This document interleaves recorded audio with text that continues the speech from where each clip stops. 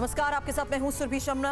War zone से आ रही बड़ी खबरों के साथ करने जा रहे हैं फुल एंड फाइनल की शुरुआत, जहां राफा में इजरायली सेना के विनाशकारी हमले को लेकर पहली बड़ी खबर। हमास की इमारत पर विध्वंसक एयर स्ट्राइक और हमले में पूरी तरह तबाह हुई इमारत की ये तस्वीर आई है सामने। हमास के कई लड़ाकों को मारने का भी किया जा रहा है दावा।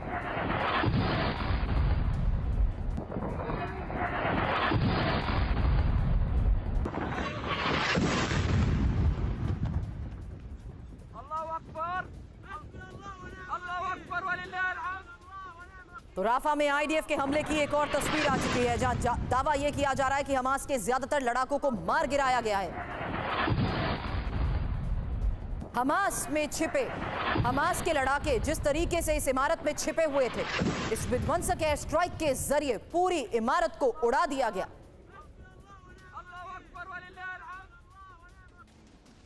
और गाजा की जबालिया में आईडीएफ पर बड़े हमले को लेकर खबर, जहां सर्च ऑपरेशन के दौरान हमास का अटैक और जबालिया कैंप के पास आईडीएफ कार को कैसे उड़ाया गया, ये तस्वीर देखिए।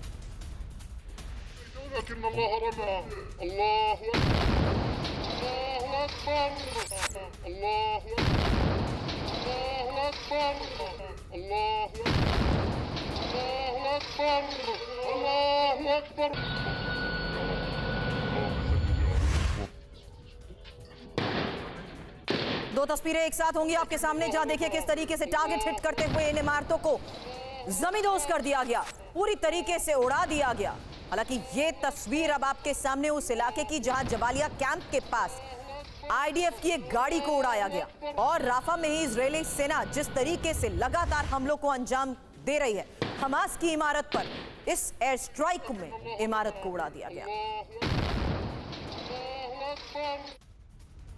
और गाजा में आईडीएफ इन्फेंट्री पर भी बड़े हमले को लेकर खबर आई, जहां अल जैतून में हमास ने निशाना बनाया और घर के अंदर से मोर्टार शेल से कैसे अटैक हुआ, ये देखिए।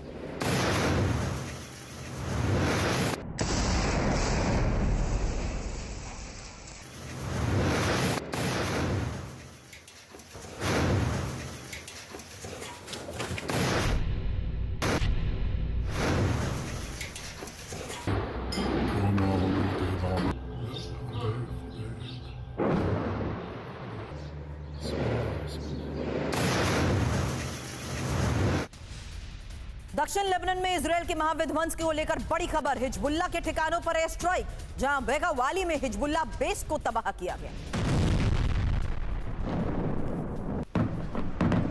हिजबुल्लाह के ठिकानों पर एयर स्ट्राइक, और ये उस वक्त की तस्वीर जब दक्षिण लेबनान में इजरायल ने अटैक को अंजाम दिया। बेगा वाली में हिजबुल्लाह के बेस को तबाह कर दिया।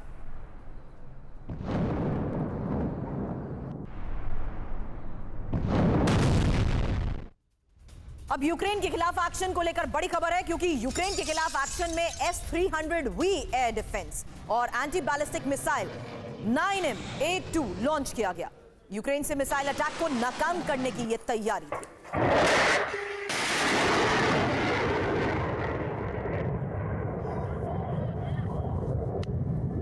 Ебать, охуенно нахуй! और डोनेट्स्क में रूसी टैंक पर विध्वंसक हमले को लेकर खबर। यूक्रेनी अटैक में टोटल टैंक तबाह हुआ। धमाके में कई रूसी सैनिकों की मौत।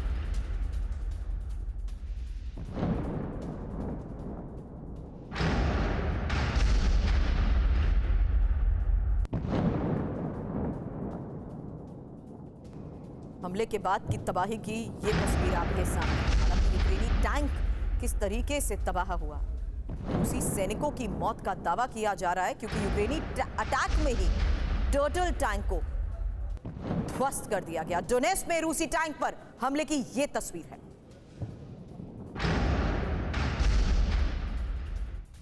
और फ्रांस के न्यू कैलेडोनिया में भी बेकाबू है हालात को लेकर खबर आ रही है, जहां भारी हिंसा के बाद फ्रांस सरकार ने इमरजेंसी लगा दी है।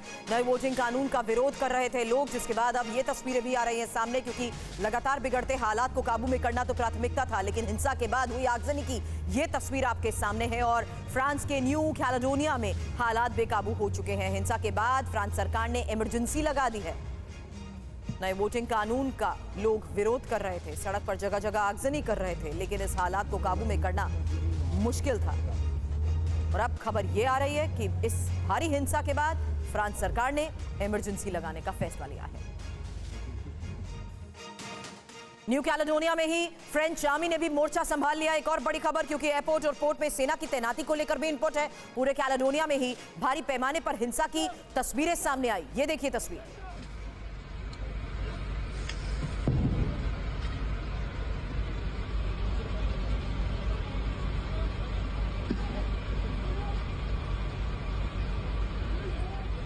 तो लगातार विरोध प्रदर्शन के बाद बिगड़ते हालात पर काबू पाने के लिए किस तरीके से बल प्रयोग हुआ और किस तरीके से आंसू गैस के गोले छोड़े गए, वो तस्वीर तो आपके सामने है। क्योंकि एयरपोर्ट और पोर्ट में अब सेना की तैनाती को लेकर भी खबर आ रही है। बड़े पैमाने पर भारी हिंसा और विरोध के बाद अब आपको बता दें, फ्रेंच आर्मी ने मोर्चा संभाल लिया है। नए वोटिंग कानून का विरोध करते हुए यह प्रदर्शन हो रहा था।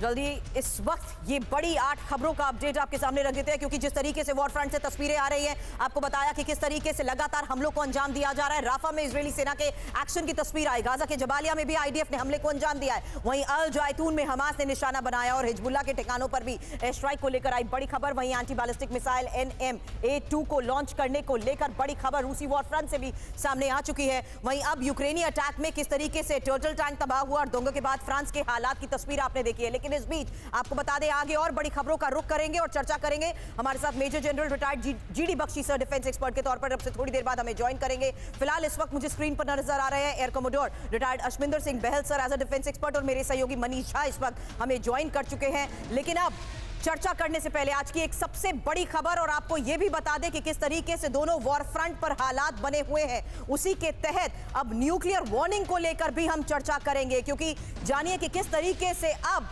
न्यूक्लियर वार्निंग और खार्किव का बदला क्रिमिया से। हालांकि जिस तरीके से बड़ी खबरें अब अलग अलग वॉर फ्रंट से आ रही है, महत्वपूर्ण खबर है पुतिन जिनपिंग की न्यूक्लियर वार्निंग को लेकर, जहां न्यूक्लियर फुटबॉल के साथ शी और पुतिन नजर आए हैं। और खार्किव का बदला क्रिमिया दहला। क्यों कह रहे हैं? क्योंकि खार्किव पर रूस के कब्जे और रूस के एयरबेस क्रिमिया को अब कैसे दहला दिया गया है, इसको लेकर बड़ा इनपुट आपके सामने होगा। वहीं अब कीव पर कब्जे का प्लान, ब्लूप्रिंट तैयार। खार्किव पर हमला कीव पर कब्जा करने का प्लान का हिस्सा, और कीव पर खार्किव, बेलारूस, ओडेसा और पोलैंड की तरफ से हमले के प्लान को लेकर भी एक एक इंफॉर्मेशन अब से थोड़ी देर बाद होगी आपके सामने। वहीं एक और तस्वीर आपको हम दिखा रहे हैं, स्लोवाकिया के पीएम पर जानलेवा हमले की यह तस्वीर, जहां स्लोवाकिया के पीएम रॉबर्ट फिको को हमलावर ने ताबड़तोड़ 5 गोलियां मारी और सर्जरी के बाद उनकी हालत फिलहाल स्थिर बताई जा रही है। लेकिन उन पर हमला हुआ क्यों, ये हम आपको बताएंगे। और साथ ही बड़ी खबर, जहां सबसे पहले इस पर चर्चा भी करनी होगी और ये जानना होगा कि किस तरीके से अब रूस चीन के न्यूक्लियर शक्ति प्रदर्शन को लेकर ये खबर बड़ी है। क्योंकि बीजिंग में दोनों देशों ने न्यूक्लियर फुटबॉल दिखाई है, और बीजिंग में रूस के साथ चीन का ये जो न्यूक्लियर ब्रीफकेस दिखा है, न्यूक्लियर फुटबॉल के साथ दिखे पुतिन और जिनपिंग। आपको बता दें, न्यूक्लियर फुटबॉल में न्यूक्लियर अटैक का कोड होता है। अब ये बड़ी खबर सामने आई है, जहां जानिए कि किस तरीके से अब न्यूक्लियर फुटबॉल और न्यूक्लियर शक्ति के तहत यह तस्वीर बहुत बड़ी है। हालांकि क्रिमिया पर हमला करके खार्किव के बदले को लेकर एक खबर, जहां आपको बता दें 24 घंटे के अंदर सेवास्तोपोल एयरबेस पर डबल अटैक हो चुका है। ATACMS और ब्रिटिश स्टॉर्म शैडो से यूक्रेन के हमले को लेकर खबर बड़ी है। यूक्रेनी हमले में S-400 और MiG-31 भी हो चुका है तबाह। बड़ी खबर आपको बता दें, क्योंकि कीव पर कब्जे के प्लान में अब रूस है और कीव को काबू में करने का रूसी ब्लूप्रिंट हो चुका है तैयार। ये बड़ी खबर, 4 तरफ से हो सकता है कीव पर फाइनल अटैक। सही सुना आपने, चौतरफा हमला कीव पर, और खार्किव पर कब्जे के बाद रूस बढ़ सकता है आगे। बेलारूस और ओडेसा से हो सकता है रूसी हमला। तो जिस तरीके से फिलहाल हमलों को अंजाम दिया जा रहा है, एक चौंकाने वाली भी तस्वीर आई थी और यह हमला हुआ था स्लोवाकिया के पीएम रॉबर्ट फिको पर। यही खबर है, फिको को एक के बाद एक 5 गोलियां मारी गई हैं और 3.5 घंटे की सर्जरी के बाद फिलहाल वो खतरे से बाहर तो बताए जा रहे हैं, लेकिन हालत स्थिर है। पीएम फिको पर सरकारी मीटिंग से निकलते वक्त हमले को जिस तरीके से अंजाम दिया गया, उसकी तस्वीर आप देख चुके हैं। हमले के बाद भीड़ और पुलिस ने आरोपी को उसी वक्त पकड़ भी लिया था। चलिए अब चर्चा करते हैं और जिस तरीके से अभी हालात बने हुए हैं, और मैं चाहूंगी बहल सर इस बारे में आप सबसे पहले बताएं कि आखिर खार्किव पर कब्जे के बाद अब कीव पर कब्जे को देखते हुए ये कितनी बड़ी स्ट्रैटेजी नजर आ रही है और कितना आसान हो चुका है आज के इस लेवल पर खार्किव पर कब्जे का दावा करने के तहत आगे बढ़ना। बिल्कुल सही कह रहे हैं सुरभि जी, आपने बहुत अच्छा एनालिसिस किया है। जब देखें जब से बर्फ मेल्ट हुई है, रशियन एडवांस बहुत फास्ट हो गया है। चारों तरफ से उन्होंने घेर लिया है, कई विलेजेस खार्किव के उन्होंने ऑक्यूपाई कर लिए हैं और खार्किव से लेके खेरसोन तक, जो कि 20 से 25% पूरा टेरिटरी है यूक्रेन का, वो अब आ रहा है इनके कंट्रोल में। लेकिन खार्किव पे अभी कब्जा नहीं हुआ, चारों तरफ से आइसोलेट कर दिया गया है। कब्जा कुछ ही दिनों में हो जाएगा। हाँ, कीव तक जाने में बहुत समय लगेगा, लेकिन साथ साथ में पुतिन ने जो कहा है कि हम अभी भी संधि करने को तैयार हैं अगर हम सबके इंटरेस्ट को देखा जाएगा, खाली यूक्रेन का नहीं, सभी के इंटरेस्ट को देखा जाएगा। जो आने वाले दिन है वो बहुत ही अहम है यूक्रेन के लिए, क्योंकि उनका आर्म्स और असला जो है वो कम हो चुका है, वो खत्म होता जा रहा है। और साथ साथ में जो कैजुअलिटीज उन्होंने सही हैं, और जिस हिसाब से 500,000 आर्मी 5 लाख लोगों को खार्किव के पास पोजीशन कर दिया गया है, तो ये कहीं ना कहीं इंडिकेटिव है कि ये खार्किव पे रुकने वाला नहीं है।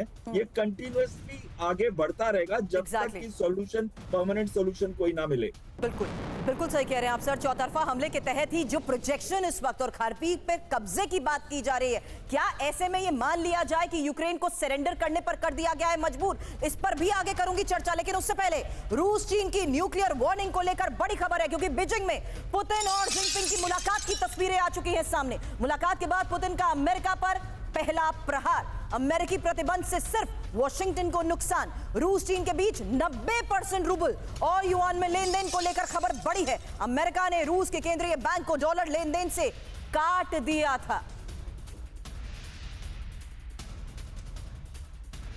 तो मुलाकात के बाद अब पुतिन ने यूएस पर किया है प्रहार, और इस मुलाकात की तस्वीरें सामने आने के बाद जाहिर सी बात है दुनिया भर की नजर थी। लेकिन बड़ी खबर क्या निकलकर सामने आई है, कैसे अमेरिकी प्रतिबंध को लेकर यह खबर बड़ी है कि अमेरिकी प्रतिबंध से सिर्फ वॉशिंगटन को ही नुकसान हुआ है, जबकि रूस और चीन के बीच 90% रूबल और युआन में लेन देन को लेकर किया जा रहा है बड़ा दावा। और पुतिन को लेकर जिनपिंग का अमेरिका को संदेश, एक और बड़ी खबर, क्योंकि जिनपिंग ने पुतिन को बताया अपना ग्रेट फ्रेंड। रूस के साथ मिलकर विश्व व्यवस्था पर नजर, जिनपिंग ये कह रहे हैं रूस के साथ अंतर्राष्ट्रीय कानून की रक्षा करेंगे।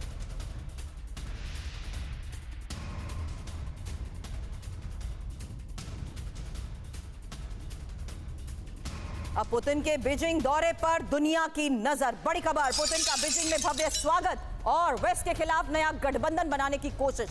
रूस चीन के बीच कई सैन्य समझौते की उम्मीद, नेटो, अमेरिका और यूक्रेन की रणनीति पर चर्चा।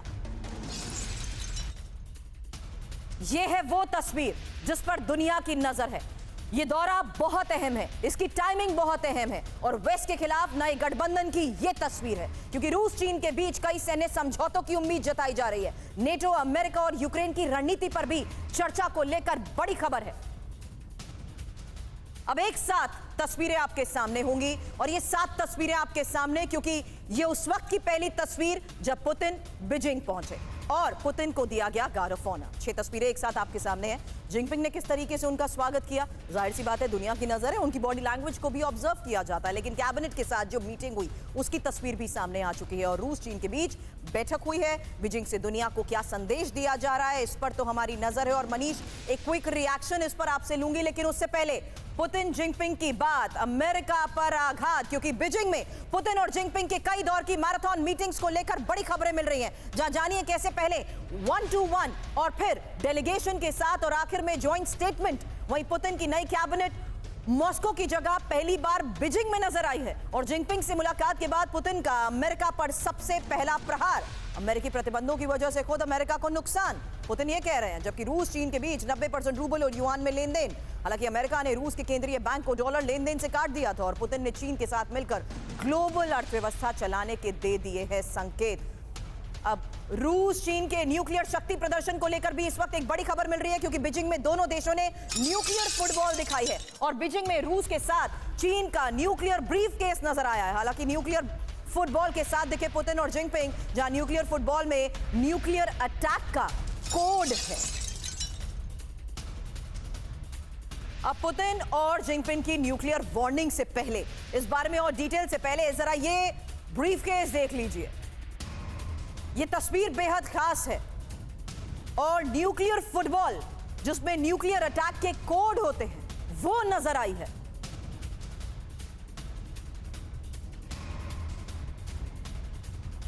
हालांकि बीजिंग में दोनों के साथ आने के बाद जिस तरीके से ये तस्वीर सामने आई है, पुतिन का न्यूक्लियर फुटबॉल और जिनपिंग का ये न्यूक्लियर फुटबॉल आपके सामने है।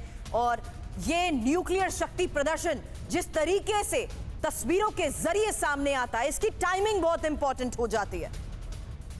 हालांकि बीजिंग में इस वक्त दोनों साथ हैं, लेकिन अब ये जो इंटरेस्टिंग इंफॉर्मेशन हम आपके सामने न्यूक्लियर वार्निंग के बारे में रख रहे हैं, न्यूक्लियर ब्रीफकेस के साथ साथ न्यूक्लियर फुटबॉल के बारे में रख रहे हैं, वो जान लीजिए। क्योंकि बीजिंग में रूस चीन के न्यूक्लियर शक्ति प्रदर्शन को लेकर खबर महत्वपूर्ण है। पुतिन जिनपिंग ने एक साथ अमेरिका और नेटो को वार्निंग दी है। पुतिन जिनपिंग ने एक साथ दुनिया को अपनी न्यूक्लियर ताकत दिखाई है। पुतिन जिनपिंग के साथ दिखा उनका अलग अलग ये जो न्यूक्लियर फुटबॉल नजर आए हैं, उसकी तस्वीर इस वक्त आप देख रहे हैं। इससे पहले विजय दिवस पर भी न्यूक्लियर फुटबॉल के साथ पुतिन नजर आए थे और न्यूक्लियर फुटबॉल के साथ पुतिन जिनपिंग को देखकर नेटो में भी हड़कंप है। हालांकि न्यूक्लियर फुटबॉल में परमाणु अटैक का कोड होता है और न्यूक्लियर फुटबॉल में लॉन्चिंग और कैंसिल के 2 बटन होते हैं। रूस के पास 5889 और चीन के पास 410 न्यूक्लियर बॉम्ब मौजूद हैं। ये तस्वीर तो मनीष हमने अब देख ली, लेकिन द ग्रेट फ्रेंड्स क्या चर्चा कर रहे हैं, क्या खबर निकल के आ रही है इन दोनों की मुलाकात के बाद? बिल्कुल, देखिए दोनों अपने आप को ग्रेट फ्रेंड के तौर पर संबोधित करते हैं और इनके बीच लिमिटलेस फ्रेंडशिप की बात हो रही है। यानी कि रूस और चीन की दोस्ती की कोई सीमा नहीं रहेगी। और उसकी पहली तस्वीर तो हमने दिखाई अपने दर्शकों को। देखिए, अमूमन जब 2 राष्ट्राध्यक्ष मिलते हैं तो बहुत रेयर होता है कि दोनों के सहयोगी के पास न्यूक्लियर ब्रीफकेस हो। एक जो गेस्ट कंट्री है उसका राष्ट्राध्यक्ष अगर हो और उसका सहयोगी ब्रीफकेस लेकर चले तो समझ में आता है, लेकिन जिनपिंग का भी सहयोगी न्यूक्लियर ब्रीफकेस के साथ हो, पुतिन का सहयोगी भी ब्रीफकेस के साथ हो, तो दरअसल वेस्ट वर्सेस रेस्ट के को लेकर एक थ्रेटनिंग मैसेज है कि अमेरिका को वो बताना चाहते हैं, पश्चिमी देशों को बताना चाहते हैं कि देखिए ये हमारी दोस्ती है और इस दोस्ती की ये ताकत है कि हम दोनों जो है सो न्यूक्लियर हथियार के साथ लैस हैं। दूसरी बात है कि जब फरवरी 2022 में पुतिन बीजिंग गए थे तो यूक्रेन पर हमला हुआ। अक्टूबर 2023 में इजराइल के हमले के तुरंत बाद पुतिन बीजिंग गए थे और आप ध्यान रखिए कि उसके बाद कैसे अमेरिका को इजराइल हमले के बाद भी कटघरे में खड़ा किया गया। तो अब ऐसे में मई 2024 में जब पुतिन चाइना आए हैं तो क्या होगा? तो कहा यही जा रहा है कि रूस और चीन मिलकर अब प्लान कर रहे हैं कि नाटो के 32 देशों का मुकाबला कैसे किया जाए, कैसे पश्चिम के खिलाफ हमला बोला जाए, खासकर तब जब अमेरिका ने अपनी तरफ से चीन के खिलाफ टैक्स वॉर का ऐलान कर दिया है। बिल्कुल, बड़ी बातें आप बता रहे हैं इस बारे में, हालांकि आगे भी इनपुट देंगे, लेकिन उससे पहले अभी तक जाना आपने किस तरीके से न्यूक्लियर पावर का ये प्रदर्शन देखने को मिला है, जहां रूस और चीन की ये न्यूक्लियर वार्निंग थी। लेकिन अब राफा से 6 लाख पलायन के साथ साथ रूस पर प्रचंड प्रहार को लेकर भी खबरें बढ़ी हैं। अब जानिए कैसे राफा में हमास विध्वंसक पलटवार कर रहा है और पूर्वी राफा में हमास के आईडीएफ पर हमले को लेकर आई है खबर। हमास के हमले में 6 से ज्यादा आर्मर्ड व्हीकल्स तबाह करने का दावा किया जा रहा है। टनल के अंदर से आईडीएफ पर मोर्टार दागे जा रहे हैं। तो पूर्वी राफा में हमास के ऑपरेशन को लेकर यह खबर बड़ी है, जहां अब हमास के हमले में 6 से ज्यादा आर्मर्ड व्हीकल्स तबाह और टनल के अंदर से आईडीएफ पर जिस तरीके से मोर्टार दागे जा रहे हैं उसकी तस्वीर आई है सामने। ये पूर्वी राफा में हमास का आईडीएफ पर हमला है।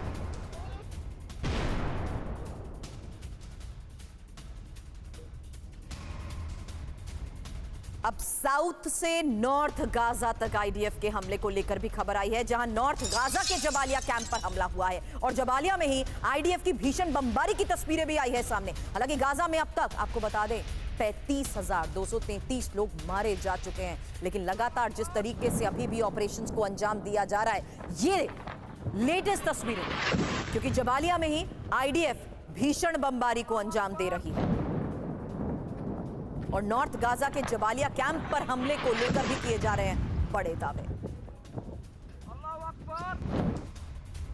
और नॉर्थ गाजा के बेतलाहिया में आईडीएफ के हमले को लेकर भी खबर आई, जहां आईडीएफ का हमास के बिल्डिंग पर हमले का दावा। हालांकि बिल्डिंग में हमास के इनपुट के बाद इस हमले को कैसे अंजाम दिया गया, ये देखिए।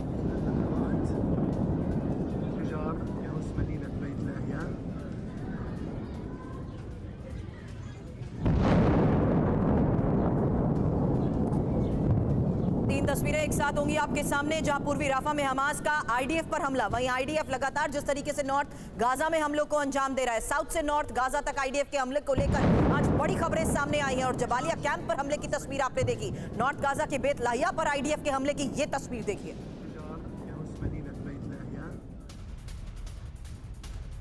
अब इजराइल को चारों तरफ से घेरने की तैयारी। एक और बड़ी खबर है क्योंकि इजराइल पर चौतरफा हमला हो सकता है और लेबनान हिजबुल्लाह कर रहे हैं रॉकेट अटैक। लेबनान से हिजबुल्लाह जिस तरीके से रॉकेट अटैक को अंजाम दे रहा है, बड़ी खबर है। हालांकि दक्षिण इजराइल में हुती भी टारगेट कर रहा है और इराक सीरिया से ईरानी मिलिशिया का हमला।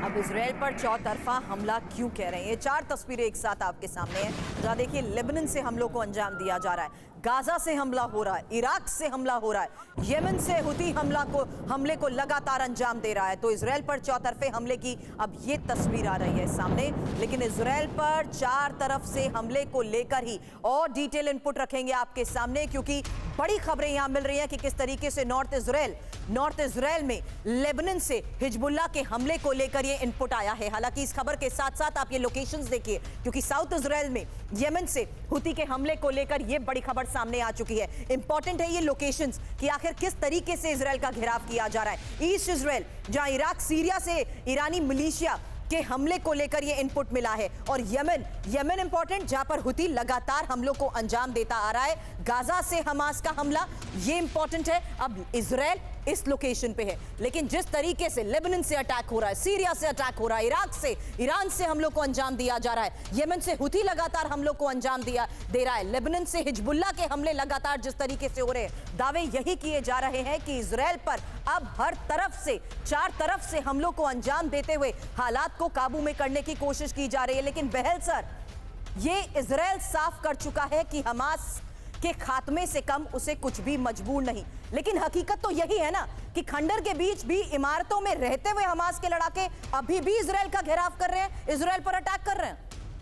बहुत ही अच्छा बोले आप सुरभि जी। सबसे पहले ये कहेंगे उनका एक्सटेंसिव टनल नेटवर्क है वहां पे एस्टैब्लिश्ड हमास का, तो एक जगह अटैक करते हैं और फिर वो टनल का नेटवर्क इस्तेमाल करते हुए दूसरी जगह चले जाते हैं। दूसरी चीज है कि ये गुरिल्ला वॉरफेयर है, यानी कि अटैक करने के बाद वो सिविलियंस के साथ मिक्स हो जाते हैं, तो ये पता भी नहीं चलता कि अब इसमें हमास का फाइटर कौन है और सिविलियन कौन है। इसलिए महिलाएं और बच्चों की मौतें हो रही हैं। और तीसरी चीज है, जो एरियाज इजराइल ने पहले कैप्चर किए थे, चाहे वो उत्तर के थे या मध्य के थे, गाजा के, वो सारे के सारे में से रफा के हमास के अटैक्स फिर से शुरू हो गए हैं इजराइल के ऊपर। इसका ये मतलब है कि आप 23 लाख लोगों को मार नहीं सकते। एक पूरी की पूरी फिलिस्तीनी यानी कि पैलेस्टीनियन जो पॉपुलेशन है वो पूरी की पूरी नहीं खत्म कर सकते आप।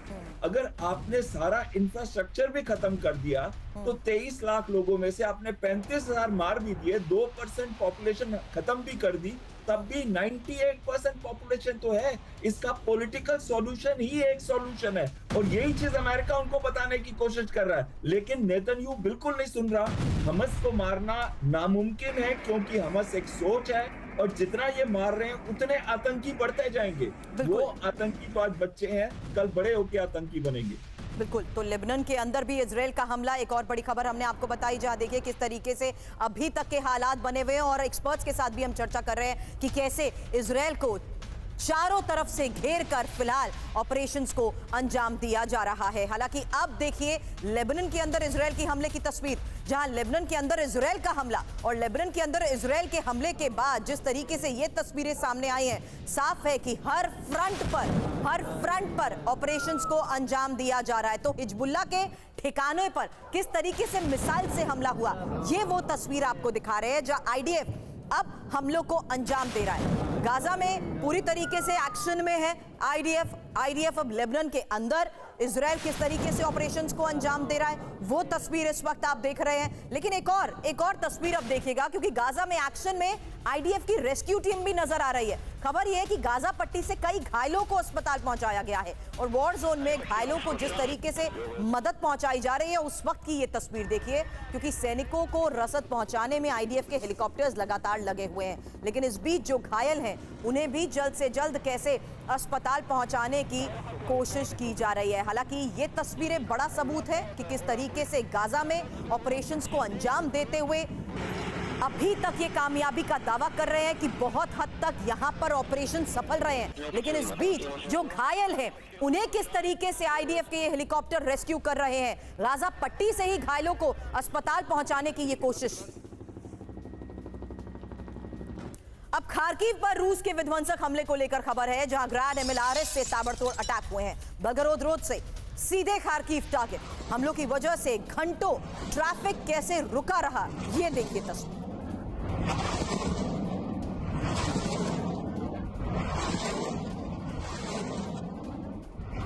इस पूरे रूट पर ट्रैफिक बाधित रहा। हालांकि ये ट्रैफिक जिस तरीके से यहां पर घंटों रुका रहा, ये सीधी तस्वीरें कैद हुई हैं बेलगोरोद रोड से सीधे खार्किव पर अटैक की। ग्रैड MLRS से ताबड़तोड़ अटैक किए गए। अब रूसी सैनिकों पर यूक्रेनी कहर को लेकर भी खबर है, क्योंकि रशियन बोट पर यूक्रेन का विध्वंसक हमला हुआ और ड्रोन अटैक में 7 रूसी सैनिकों की मौत हो गई। ये देखिए तस्वीर। निप्रो नदी इलाके में बोट से ये सैनिक जा रहे थे और उसी दौरान हमले को अंजाम दिया गया। ड्रोन अटैक से हमले को अंजाम दिया गया। 7 रूसी सैनिकों की मौत की खबर। हालांकि जिस तरीके से ड्रोन के जरिए इनकी हर मूवमेंट पर नजर बनाई जा रही है, उसका ये सबूत है और यही वजह है कि अब हमलों को ड्रोन के जरिए अंजाम दिया गया है। बोट से जा रहे रूसी सैनिकों पर वार की ये तस्वीर। और खार्किव में और भीषण हो रही है जंग। यूक्रेन पर लगातार भारी पड़ रहा है रूस, और रूस ने यूक्रेनी सैनिकों को बंधक भी बना लिया है। हालांकि वोल्चांस्क में कई सैनिकों ने सरेंडर कर दिया है। Давай ко мне. Все, стой. रूस ने यूक्रेनी सैनिकों को सरेंडर करने पर मजबूर कर दिया है, और जिस तरीके से खार में आमने सामने की ये जंग जारी है, उसकी ये तस्वीर। तो लगातार हमलों को दिया जा रहा है अंजाम, और बड़ी खबर यही है कि रूस का कभी भी खार्किव पर कब्जे का दावा, जहां पुतिन के रूस लौटने से पहले कब्जे का ऐलान भी संभव है। ये बड़ी खबर है, जहां खार्किव में 5 लाख रूसी सैनिकों की तैनाती को लेकर इनपुट है। फ्रंट लाइन पर 30,000 जवानों ने मोर्चा संभाल रखा है, और 24 घंटे में 2,700 यूक्रेनी सैनिकों की मौत का किया जा रहा है दावा।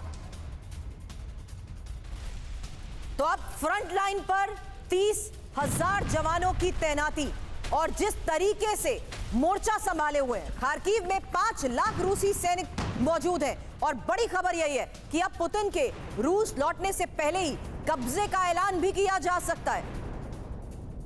खार्किव के बाद कीव, इसको लेकर जिस तरीके से हम चर्चा कर रहे थे, उससे पहले जानिए कैसे पुतिन के रूस लौटने से पहले खार्किव पर कब्जे के प्लान को लेकर खबर बढ़ी है। खार्किव के बाद कीव पर कब्जे के लिए 5 लाख सैनिकों की तैनाती, और खार्किव के फ्रंट लाइन पर 30,000 जवानों ने मोर्चा संभाल रखा है, जबकि 400 टैंक और 900 आर्टिलरी के साथ फ्रंट लाइन पर बारूद की बारिश। हालांकि खार्किव में महज 3 दिन में 224 किलोमीटर इलाके पर कब्जा किया जा चुका है। रूसी हमलों में 24 घंटे में 2,700 यूक्रेनी सैनिकों की मौत का किया जा रहा है दावा, और खार्किव के पास रूस ने 20 किलोमीटर तक एक बफर जोन भी बना लिया है।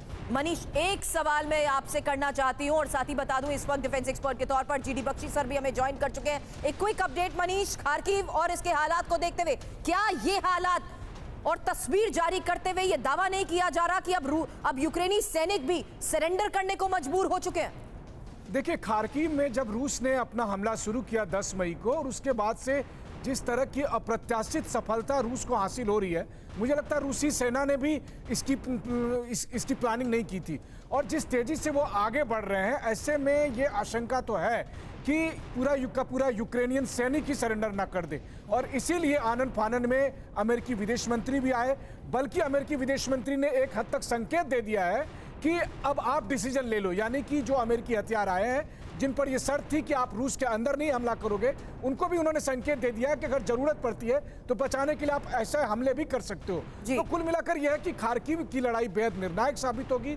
बाखमुत और अवदीव्का के बाद खार्किव वो पॉइंट होगा जहां यूक्रेनियन सरेंडर नहीं करेंगे तो मारे जाएंगे। बिल्कुल, लेकिन कीव पर कब्जे के प्लान में रूस कैसे है, एक और बड़ी खबर है, क्योंकि कीव को काबू में करने का रूसी ब्लूप्रिंट तैयार हो चुका है, और 4 तरफ से हो सकता है कीव पर फाइनल अटैक। खार्किव पर कब्जे के बाद आगे बढ़ सकता है रूस। बड़ी खबर आपको हम बता रहे हैं। हालांकि बेलारूस और ओडेसा से रूसी हमले हो सकते हैं।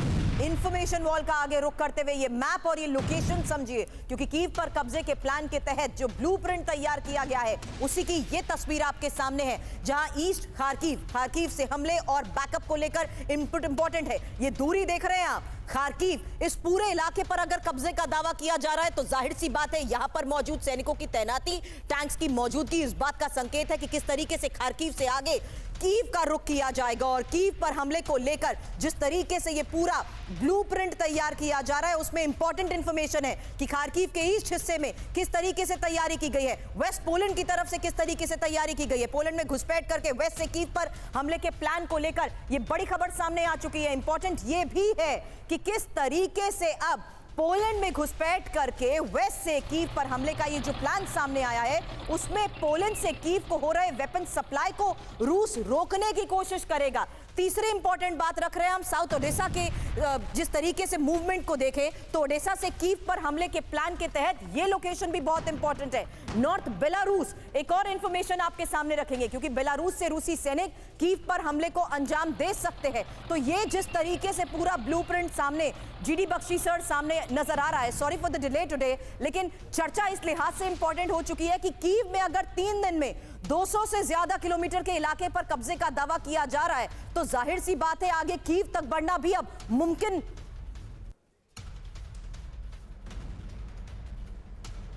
बिल्कुल बिल्कुल, देखिए ये एक बहुत अहम सफलता रूस को मिली है। जो फ्रंट लाइन डिफेंसेस की थी खार्किव में यूक्रेन की, वो तो बनी ही नहीं थी। पैसा लगाया गया था लेकिन कोई ट्रेंच वगैरह वहाँ पे नहीं खुदी थी और माइनफील्ड नहीं थी, और कई जगह तो दिखाया गया कि वॉक करते हुए रूस के सैनिक आ गए। वहाँ पे जो यूक्रेनियन कमांडर है उसको सैक कर दिया गया है और वहाँ पे मोराल काफ़ी लो लग रहा है। यूक्रेन के सैनिक सरेंडर कर रहे हैं। 12 गांव से ज़्यादा कब्जा हो गया है रूस का, और वो अब खार्किव को अपनी तोपों की जद में लाने की रेंज में आ गए हैं। यहाँ काफ़ी बड़ी सफलता और अनएक्सपेक्टेड सफलता मिली है रूस को। पहले कहा जा रहा था कि ये एक डिसेप्शन ऑपरेशन है ताकि जो ईस्ट से और साउथ से यूक्रेन के ट्रूप्स नॉर्थ की तरफ खींचे जाएं ताकि वहां से मेन हमला हो, लेकिन मुझे अब लग रहा है कि मेन हमला अब इस दिशा से होगा जहां से कई सारी फौजें जो हैं रूस की वो नाइपर रिवर की तरफ जा सकती हैं। कीव को बाईपास करते हुए, जब तक कीव की लड़ाई चल रही है, खार्किव की, वो बाईपास करके सीधा नाइपर नदी पर पहुंच जाएंगे। और जो भी ट्रूप्स बाखमुत और अवदीपका के सामने हैं यूक्रेन के, उनको पीछे से कट ऑफ कर देंगे। लेकिन सर यूक्रेन अगर खार्किव को बचाने की कोशिश करता है, सॉरी टू बटन सर, एक बड़ी खबर ले रही हूँ क्योंकि खार्किव में यूक्रेन के विध्वंसक पलटवार को लेकर भी खबर है, जहां रूसी सैनिकों को यूक्रेन ने अब टारगेट कर दिया है और खार्किव के रिहायशी इलाकों में भीषण फायरिंग की तस्वीरें भी आई हैं सामने। हालांकि नागरिकों को टारगेट कर रहा है यूक्रेन, और रूसी रक्षा मंत्रालय ने इसको लेकर जिस तरीके से बड़े दावे किए हैं, एक और इंफॉर्मेशन आपके सामने रखेंगे। हालांकि रूसी सैनिकों को यूक्रेन ने टारगेट किया है और जिस तरीके से नागरिकों को टारगेट किया जा रहा है, खार्किव की ही रिहायशी इलाकों में भीषण फायरिंग की तस्वीरें सामने आई हैं। लेकिन अब सवाल यही है कि कैसे खार्किव बचाने की जंग में है यूक्रेन, और खार्किव में कई शहरों से पीछे हालांकि यूक्रेनी सेना हट चुकी है। खार्किव के रिहायशी इलाकों में आर्टिलरी फायरिंग को लेकर इनपुट है, ड्रोन, टैंक, क्लस्टर म्यूनिशन से यूक्रेन के पलटवार को लेकर भी खबर है, और रूसी सैनिकों को यूक्रेन ने जिस तरीके से टारगेट किया है, ये तस्वीरें आपके सामने थी। पीछे हटते हुए नागरिकों को यूक्रेन टारगेट कर रहा है, रूसी रक्षा मंत्रालय इसको लेकर बड़े दावे कर रहा है।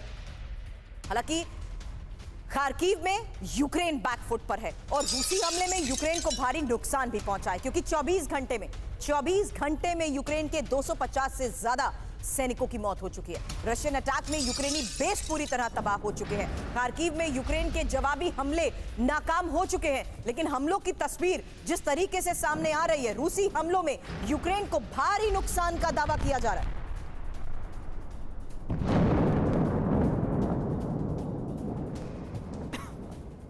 तो खार्किव में रूस के महाविध्वंस को लेकर इंफॉर्मेशन अब आपके सामने, क्योंकि खार्किव की जंग में बैकफुट पर है यूक्रेन। रूस के विध्वंसक हमलों में यूक्रेन को भारी नुकसान का दावा किया जा रहा है। 24 घंटे में यूक्रेन के 250 से ज्यादा सैनिकों की मौत इस हमलों में।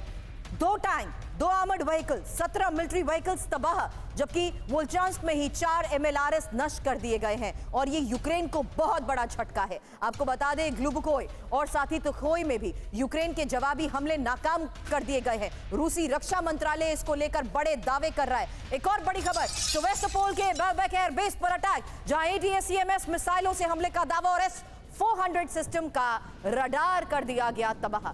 आग की लपटों से घिरा नजर आया बेल्बेक एयरबेस। हालांकि क्रिमिया पर हमला करके खार्किव का बदला, ये बड़ी खबर है क्योंकि 24 घंटे के अंदर ही सेवास्तोपोल एयरबेस पर ये डबल अटैक हो चुका है। ATACMS और ब्रिटिश स्टॉर्म शैडो से यूक्रेन का ये हमला है। यूक्रेनी हमले में ही S-400 और MiG-31 तबाह। बड़ी रिपोर्ट्स मिल रही हैं कि आखिर किस तरीके से लगातार अब यूक्रेन की तरफ से ऐसी क्रूशियल लोकेशंस पर हमलों को अंजाम दिया जा रहा है और क्रिमिया पर हमला करके ये खार्किव का बदला बताया जा रहा है। 2 बड़ी तस्वीरें आपके सामने एक साथ, जहां देखिए किस तरीके से यूक्रेनी हमले में, आपको बता दें 24 घंटे के अंदर ही सेवास्तोपोल एयरबेस पर ये डबल अटैक को लेकर खबर बड़ी है। हालांकि सेवास्तोपोल पर यूक्रेन के हमले को लेकर खबर यह है कि 24 घंटे के अंदर सेवास्तोपोल एयरबेस पर डबल अटैक हुआ है। यूक्रेन ने अमेरिकी ATACMS और ब्रिटिश स्टॉर्म शैडो से हमले को अंजाम दिया है। यूक्रेन ने सेवास्तोपोल एयरबेस पर 10 ATACMS मिसाइल दागी और यूक्रेनी हमलों से एयरबेस में लगी आग की ये तस्वीर थी आपके सामने, जहां एक MiG-31 तबाह, 3 Su-27 क्षतिग्रस्त, 2 S-300 S-400 तबाह, 11 रूसी सैनिकों के भी मारे जाने का किया जा रहा है दावा। अब पुतिन ने दुनिया को दे दी है बड़ी चेतावनी। ये एक और बड़ी खबर, क्योंकि टारगेट हासिल करना जानता है रूस। बड़े लक्ष्य हासिल करने में रूस लगा हुआ है। स्टेट ऑफ द नेशन संबोधन में भविष्य की रणनीति को समझिए, क्योंकि चीन की न्यूज एजेंसी से पुतिन ने ये बड़े दावे किए हैं। हालांकि इस दावे के तहत अपने टारगेट को हासिल करने के लिए क्या कह रहे हैं पुतिन, जानिए, क्योंकि टारगेट हासिल करके रहेंगे, पुतिन का ये दावा है। पुतिन ने दुनिया को बहुत बड़ी चेतावनी दे दी है। टारगेट हासिल करना जानता है रूस, बड़े लक्ष्य हासिल करने में लगा है रूस। रूस को अपने लोगों, संसाधनों पर पूरा भरोसा है। स्टेट ऑफ द नेशन संबोधन में भविष्य की रणनीति को लेकर यह बड़ा संकेत है, क्योंकि टॉप 4 इकोनॉमी में शामिल होना रूस का लक्ष्य है। चीन की न्यूज एजेंसी की तरफ से किए जा रहे हैं ये बड़े दावे। और यूक्रेन में सेना नहीं भेजेगा ब्रिटेन, एक और बड़ी खबर है इस वॉर फ्रंट के लिए इंपॉर्टेंट, क्योंकि यूक्रेन में नेटो सैनिक भेजने के खिलाफ है ब्रिटेन और मिलिट्री बूट उतारने की रेड लाइन पार नहीं करेगा यूके। हालांकि यूक्रेन की मदद के और भी तरीके हैं। ब्रिटेन के रक्षा मंत्री ग्रांट शॉप्स का ये बड़ा दावा। और यूक्रेन में सेना नहीं उतारेगा ब्रिटेन, बड़ी खबर पर और इंफॉर्मेशन आपके सामने, क्योंकि यूक्रेन में नेटो सैनिक भेजने के खिलाफ है ब्रिटेन। ब्रिटेन और पश्चिमी देशों के सैनिक यूक्रेन नहीं जाने चाहिए। हालांकि मिलिट्री बूट उतारने की रेड लाइन पार नहीं करेगा यूके और यूक्रेन की मदद के और भी बहुत से तरीके हैं, ये ब्रिटेन दावे कर रहा है। हथियार सप्लाई और सैनिकों को ट्रेनिंग देने पर जोर दिया जा रहा है। और ब्रिटेन के रक्षा मंत्री ग्रांट शॉप्स का ये जो बड़ा दावा इस वक्त किया जा रहा है, इसी को लेकर भी बहलसर समझना जरूरी है। ये सिर्फ एक दावे के तहत कहा जा रहा है कि हम हथियार सप्लाई करेंगे या हम टैंक चलाने की ट्रेनिंग देंगे, या ये भी एक बैकफुट पर जाने का स्टेप कि ऐसे में इस युद्ध क्षेत्र में उतरना खतरे से खाली नहीं। बहुत अच्छा बोले आप। सबसे पहले ये कहूंगा कि पहले जो स्टेटमेंट्स आ रही थी फ्रेंच प्रेसिडेंट की, बूट्स ऑन ग्राउंड जरूरी है और हम पूरी मदद करेंगे, उसके बाद ये जो स्टेटमेंट्स आ रही हैं ये रियलिटी को दर्शा रही हैं कि अगर हमने रेड लाइन क्रॉस की रूस की तो न्यूक्लियर अटैक किए जा सकते हैं। और अगर आप देखें न्यूक्लियर एक्सरसाइजेस और अलर्ट स्टेटस को बढ़ा दिया गया है और वेपन्स जो है डिप्लॉयमेंट, न्यूक्लियर वेपन्स की डिप्लॉयमेंट की भी बातें हो रही थी। तो रशिया कहीं ना कहीं, और ये जो 2 सूटकेस आपने दिखाए थे, चाहे रशिया के थे और चाइना जो शुरू में आपने दिखाए, वो क्लियरली दर्शा रहे थे कि कहीं पे भी बूट्स ऑन ग्राउंड या नाटो की 32 कंट्रीज अगर यूक्रेन में मदद करेंगी बूट्स ऑन ग्राउंड से, तो रशिया पीछे नहीं हटेगा न्यूक्लियर वेपन के इस्तेमाल से। और ये क्लियर पॉलिटिकल मैसेज हो। और ब्रिटेन नहीं चाहता कि कोई वर्ल्ड वॉर हो, और वर्ल्ड वॉर की सिचुएशन पे जाने के लिए इवन अमेरिका भी तैयार नहीं है। और अमेरिका इस समय मिडिल ईस्ट और दूसरे एरियाज, साउथ चाइना सी में इतना बिजी है कि वो नहीं चाहेगा कि कहीं पे भी एडिशनल डिप्लॉयमेंट वो कर सके। तो कहीं ना कहीं बिल्कुल ये बड़ी बात आप कह रहे हैं और political ऐसे में messages जो चल रहे हैं, यूक्रेन को जिस तरीके से मदद का इंतजार था वो भले ही मदद अब पूरी कर दी गई है, लेकिन ग्राउंड रियलिटी इस वक्त यही है कि जिस तरीके से रूस हमलों को अंजाम दे रहा है, यूक्रेन को सरेंडर करने पर वो मजबूर कर चुका है। अब देखिए किस तरीके से स्लोवाकिया के पीएम पर हुआ हमला, और साथ ही इंपॉर्टेंट खबर फ्रांस में इमरजेंसी को लेकर है। पहले ये तस्वीर देखिए, क्योंकि स्लोवाकिया के पीएम रॉबर्ट फिको पर हमले की तस्वीर सामने आई। फिको को एक के बाद एक 5 गोलियां मारी गई हैं 3.5 घंटे की सर्जरी के बाद। हालांकि वो खतरे से बाहर बताए जा रहे हैं, लेकिन पीएम फिको पर सरकारी मीटिंग से निकलते ही जिस जगह पर हमले को अंजाम दिया गया, ये उस वक्त की तस्वीर आपके सामने, क्योंकि हमले के बाद भीड़ और पुलिस ने आरोपी को उसी स्पॉट पर पकड़ भी लिया था।